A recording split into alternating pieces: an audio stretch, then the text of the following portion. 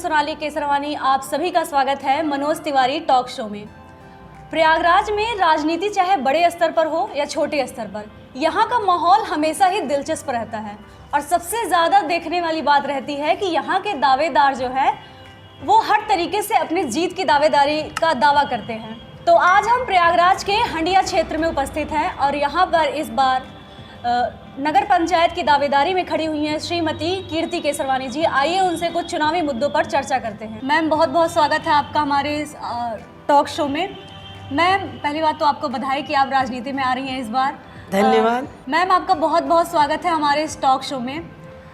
मेरा पहला सवाल आपसे ये है कि आप राजनीति को क्या समझते हैं और आपने क्या समझकर राजनीति में कदम रखा है? राजनीति जनता के सामाजिक और आर्थिक स्थिति को ऊंचा करना राजनीति कहलाती है। और मैंने राजनीति में आने का फैसला ऐसे किया कि मैं खुद एक समाज सेविका हूँ। मैंने बहुत से कार्य ऐसे किए हैं, समाज सेवा की हैं। जैसे कोरोना काल में मैंने अनाज दिया और भी बहुत से काम किए हैं। मैं बाहर भी जाती हूँ, देखती हूँ कि वहाँ का माहौल कैसा है, वहाँ साफ सफाई, सड़क। तो मुझे भी लगा कि मुझे भी राजनीति में आना चाहिए और यहाँ भी मैं वो कार्य कर सकती हूँ, इसीलिए मैंने राजनीति में आने का फैसला किया। तो मैम, मेरा अगला सवाल ये है कि अब मैं देख रही हूँ कि अभी दावेदारी पक्की नहीं हुई है, लेकिन आप लगातार लोगों के बीच जा रही हैं, उनसे बात कर रही हैं, उनको समझने की कोशिश कर रही हैं, उनको बता रही है कि हम कैसे आपकी मदद कर सकते हैं। तो आपको क्या नतीजा सामने मिल रहा है देखने को? मैं जब क्षेत्र में जाती हूँ तो कठिनाइयाँ तो होती हैं लोगों को समझाने में, बट मेरी बातों से लोग प्रभावित होते हैं और मुझे बहुत स्नेह और प्यार मिलता है। तो बहुत समर्थन देते हैं मुझे। तो आपको लग रहा है कि आप लोगों का विश्वास जीत पा रही हैं जिस उम्मीद से आप जाती हैं उनके बीच? मुझे तो ऐसा लग रहा है कि मैं उन्हें विश्वास दिला पा रही हूँ। बाकी आपको ये क्षेत्र में जाके पता चलेगा, जनता के बीच जाके पता चलेगा कि उनका कितना समर्थन है मेरे साथ। हाँ मैम, मैंने सुना है कि आप श्यामा प्रसाद मुखर्जी के विचारों से बहुत प्रभावित हैं। तो ऐसे कौन से विचार हैं जो आपको बहुत प्रभावित किए हैं? आप क्या लोगों को बताएंगे? जहाँ तक मैंने श्यामा प्रसाद मुखर्जी का जीवनी पढ़ा है तो मुझे लगता है कि जैसे 370 अनुच्छेद था, तो सरकार का उस टाइम ये था कि बिना परमिशन के आप कश्मीर नहीं जा सकते थे। फिर भी श्यामा प्रसाद मुखर्जी वहाँ बिना परमिशन के गए और वो भारत में उन्होंने एक नारा दिया था कि एक देश में 2 विधान, 2 प्रधान, 2 निशान नहीं चलेगा। तो ऐसे बहुत सी ऐसी बातें हैं उनकी जो प्रभावित करती है कि जो भारत के लिए श्रेष्ठ होगा, सरकार की परमिशन मिले या ना मिले, वो काम वो करेंगे। तो ऐसी बहुत सी बातें जो प्रभावित करती हैं। तो कहीं ना कहीं आप समानता को लेकर के बहुत प्रभावित हुई हैं? जी जी जी। कुछ भी हो जाए, असमानता नहीं होनी चाहिए लोगों में। जी बिल्कुल बिल्कुल। मैम, देखा जा रहा है कि अभी आपकी दावेदारी पक्की नहीं हुई है, लेकिन आप प्रचार बहुत ज़ोरों तोरों से कर रही हैं।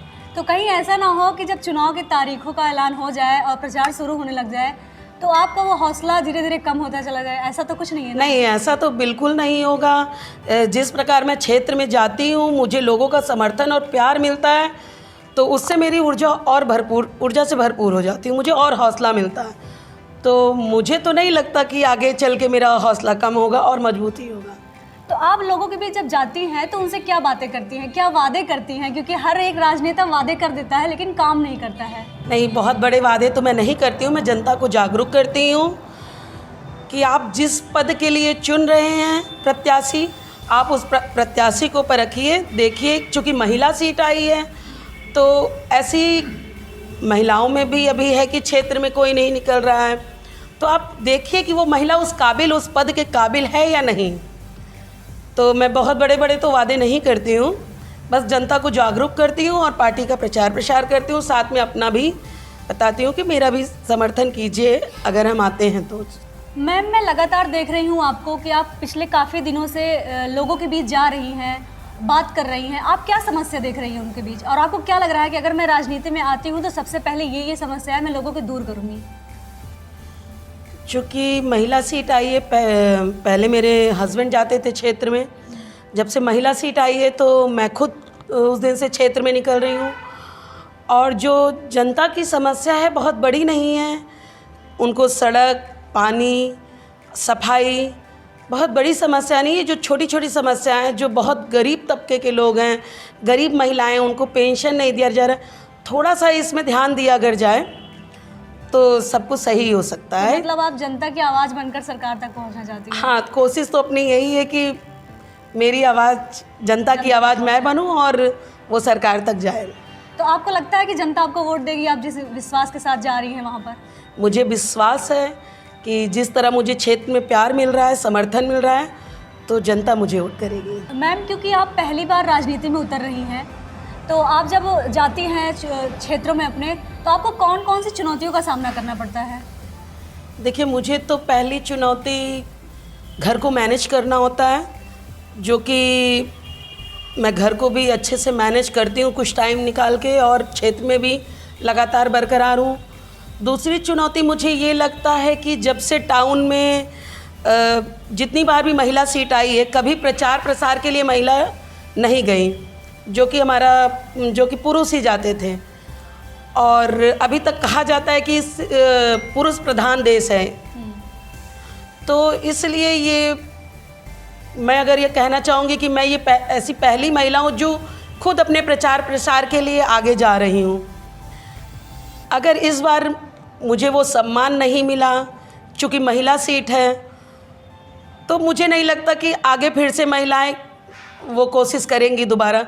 मैं काफ़ी दिनों से क्षेत्र में निरंतर बनी रहती हूँ। मैम, आपका क्षेत्र बहुत छोटा है, बहुत बड़ा क्षेत्र नहीं है कि आपको हर जगह मैनेज करना पड़े, तो आप एक दिन में काफ़ी जगहों पे जा सकती हैं, बहुत सारे लोगों से बात कर सकती हैं। आपका डेली का प्लान क्या होता है? जब आप घर से निकलती हैं तो आप क्या सोच के निकलती हैं कि आज का मेरा ये है टारगेट, मैं लोगों को ये बताऊंगी, लोग मुझसे प्रभावित हो? क्या प्लान है आपका डेली का? पहली बात तो जो आपने कहा, क्षेत्र बहुत छोटा है, इतना भी छोटा नहीं है। दूसरी बात, मैं डोर टू डोर जाती हूँ।